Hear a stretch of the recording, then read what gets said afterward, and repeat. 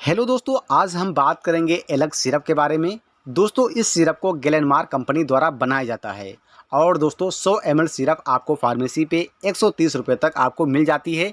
अब बात कर लेते हैं इसके कंपोजिशन के बारे में। दोस्तों, इसके कंपोजिशन में डिस्ट्रोमिथार्पन हाइड्रोब्रोमाइड और क्लोरफेनामिड मिलेट शामिल रहते हैं।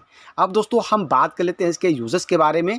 दोस्तों, इस सिरप का इस्तेमाल ट्रीटमेंट ऑफ ड्राई कफ यानी कि इस सिरप का इस्तेमाल सूखी खांसी के इलाज में करते हैं।